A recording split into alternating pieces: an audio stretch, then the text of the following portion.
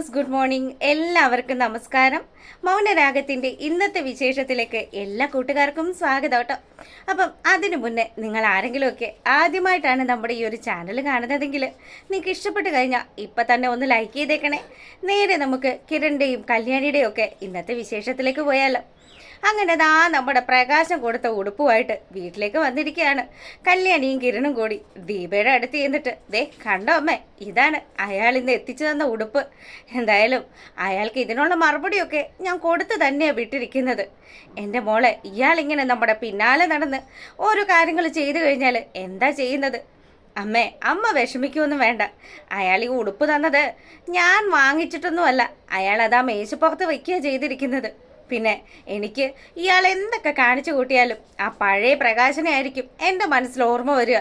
എന്നെ ഏതൊരു വിശേഷ ദിവസം പോലും തല്ലുന്ന എൻ്റെ ക്രൂരനായിട്ടുള്ള അച്ഛൻ, അയാളെ മാത്രമേ എൻ്റെ മനസ്സിലേക്ക് വരുള്ളൂ. ഒരു കാരണം വെച്ചാലും ഈ ജന്മത്തിൽ കല്യാണിക്ക് പ്രകാശനെ സ്നേഹിക്കാൻ സാധിക്കില്ല എന്ന് കല്യാണി ദീപയോട് പറയുക.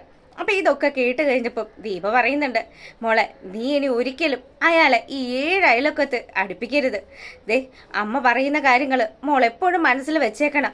അയാൾ വിക്രത്തിന് വേണ്ടിയിട്ട് എന്തും ചെയ്യാൻ മടിയില്ലാത്ത ഒരു ദുഷ്ടനാണെന്ന് എൻ്റെ മോൾക്കറിയാലോ. എല്ലാം അറിയാം അമ്മേ.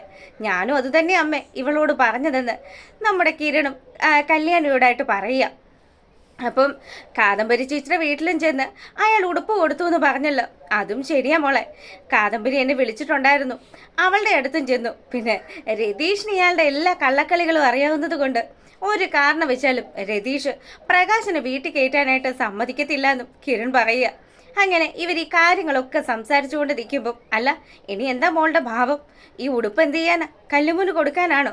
എൻ്റെ അമ്മേ, ആ ദുഷ്ടം വാങ്ങിത്തന്ന ഉടുപ്പോ എൻ്റെ കുഞ്ഞിന് കൊടുക്കാനോ? നടന്ന കഥ തന്നെ. അങ്ങനെ ഇപ്പം ഞാൻ കാണിച്ചു തരാമെന്ന് പറഞ്ഞ് കല്യാണി ആ കുഞ്ഞുടുപ്പുമായിട്ട് അവൾ നേരെ പോകുന്നത് അടുക്കള ഭാഗത്തേക്കാണ്. അവിടെ ചെന്നതും നമ്മുടെ ശാന്തേച്ചി നല്ല ഒന്നാം തരത്തിൽ തീയൊക്കെ കൂട്ടിയിട്ട് കത്തിക്കുക. അപ്പം അതിനൊപ്പം തന്നെ ദേ പ്രകാശൻ എൻ്റെ മോന് സമ്മാനിച്ച ഈ ഉടുപ്പ് ഇത് ഈ ഈ തീ കിടന്നങ്ങ് പോട്ടെ എന്ന് പറഞ്ഞു അവളാണെങ്കിൽ പ്രകാശിനെ കുറിച്ച് ആലോചിച്ചിട്ട് ആ ഉടുപ്പങ്ങ് വലിച്ചെറിയുക. അങ്ങനെ അത് കത്തിക്കരിയുന്ന കാഴ്ച കണ്ടതും കല്യാണിക്ക് വലിയ സന്തോഷമായിട്ടോ.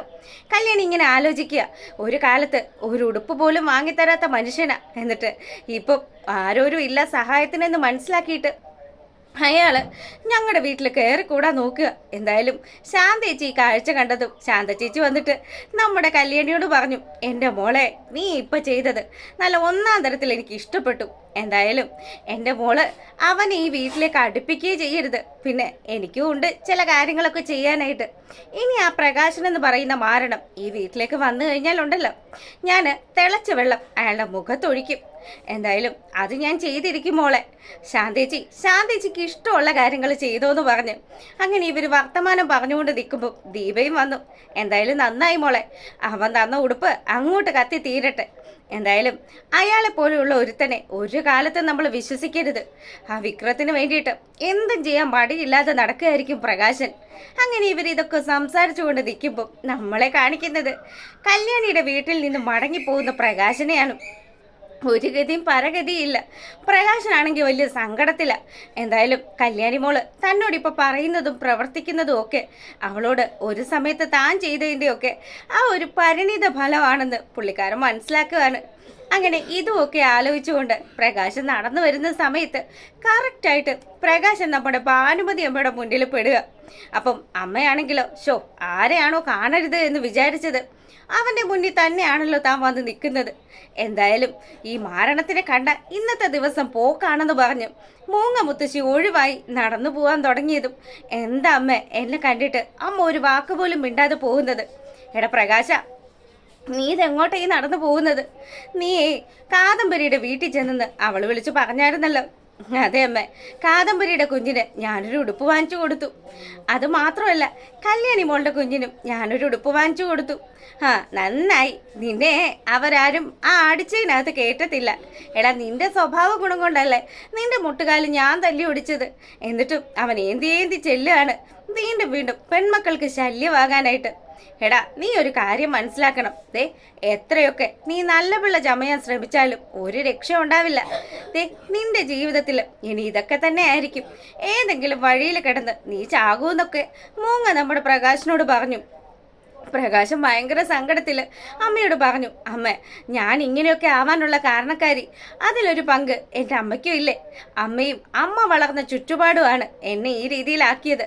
പെൺപിള്ളേരെ വെറുക്കണമെന്നൊക്കെ പറഞ്ഞു പഠിപ്പിച്ചത് അമ്മയല്ലേ എന്നൊക്കെ പ്രകാശൻ ഭാനുമതിയോട് ചോദിച്ചതും ആ അമ്മയാണെങ്കിലോ അതൊക്കെ ശരി തന്നെയാ, എന്നാലും ഞാനിപ്പോൾ മാറിയില്ലേ. പക്ഷേ നീ ഒരു കാരണവശാലും മാറില്ല. നിനക്ക് കല്യാണി മോളെ ഒരിക്കലും സ്നേഹിക്കാൻ പറ്റില്ല.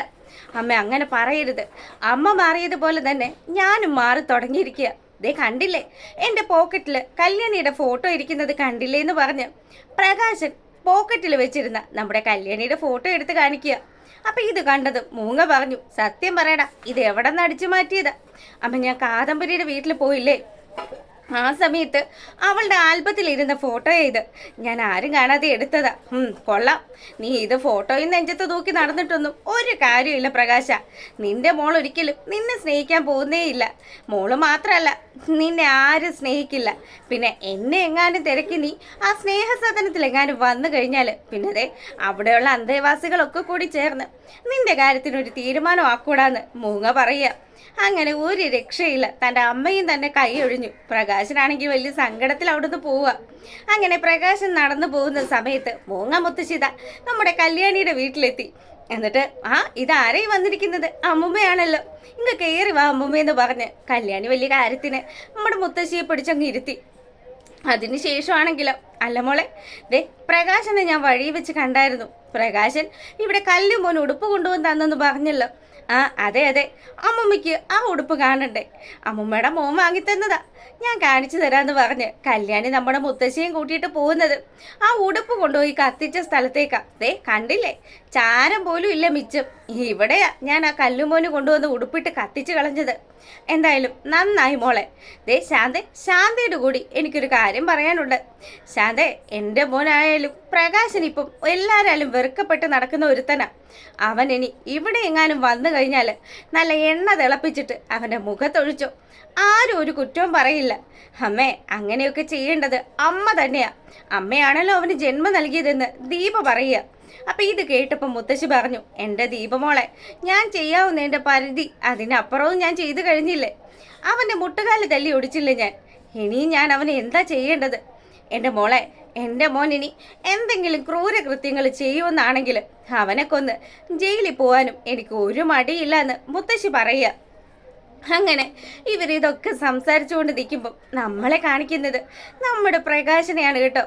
പ്രകാശനാണെങ്കിൽ എല്ലാവരോടും ചെയ്തത് വളരെയധികം ക്രൂരമായിട്ടുള്ള കാര്യങ്ങളാണെന്ന് മനസ്സിലാക്കിക്കൊണ്ട് തന്നെ ആശാനാണെങ്കിൽ അവിടെയുള്ളൊരു ക്ഷേത്രത്തിലെത്തി. അവിടെ ചെന്നിട്ട് അവിടുത്തെ ദേവിയുടെ നടയ്ക്ക് നേരെ കിടന്ന് സാഷ്ടാംഗ വീണു. സർവ പാപങ്ങൾക്കുമുള്ള ആ ഒരു പ്രായച്ചിത്തമായിട്ട് ദേവിയോട് പറഞ്ഞു, എൻ്റെ ദേവി എന്നോട് പൊറുക്കണേ, ഞാൻ അതിനു വേണ്ടി തെറ്റുകളൊക്കെ ചെയ്തു. സ്വന്തം പെൺമക്കളെ ഞാൻ എത്രമാത്രം വിഷമിപ്പിച്ചു.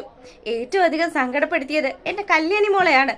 എല്ലാത്തിനും ദേവി എനിക്ക് മാപ്പ് തരണമെന്നും പറഞ്ഞ് അവൻ അവിടെ ഇരുന്ന് കരയാണ്. കരഞ്ഞുകൊണ്ടിരിക്കുന്ന നമ്മുടെ പ്രകാശനെ കാണിച്ചുകൊണ്ടാകട്ടോ ഇന്നത്തെ വിശേഷം അവസാനിക്കുന്നത്.